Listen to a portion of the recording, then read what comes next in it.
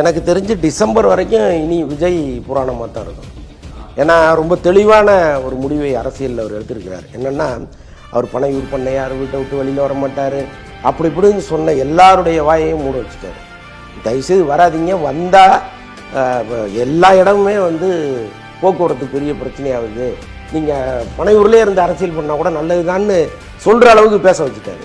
இன்னொன்று, ஒவ்வொரு சனிக்கிழமையும் அவர் மக்களை சந்திக்க போகும்பொழுது இதே மாதிரி கூட்டம் வரப்போகுது, இதே மாதிரி பரபரப்பு இருக்க போகுது, இதே மாதிரி கான்ட்ரவர்சியும் வரப்போகுது. அப்போ என்ன நடக்கும்னா, அந்த ஒரு வாரம் முழுக்க விஜய் பற்றி தான் பேசுவாங்க.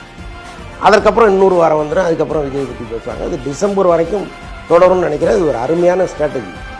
இது வேறு எந்த அரசியல்வாதியும் பண்ணாத ஒரு ஸ்ட்ராட்டஜியை அவர் பண்ணியிருக்காரு. இப்போ இங்கே திருச்சியில் ஆரம்பித்த சுற்றுப்பயணத்தை அப்படியே ஒரு ரவுண்டு 10 நாளில் முடிச்சுட்டு சென்னைக்கு வந்துட்டாருன்னு வைங்களேன், 10 நாளோட போயிடும். ஆனால் டிசம்பர் வரைக்கும் வச்சுருக்கிறாரு பாருங்கள், வாரம். அதுதான் அவருடைய டாக்டிக்ஸ். அது ஒன்று. இன்னொன்று, இப்போ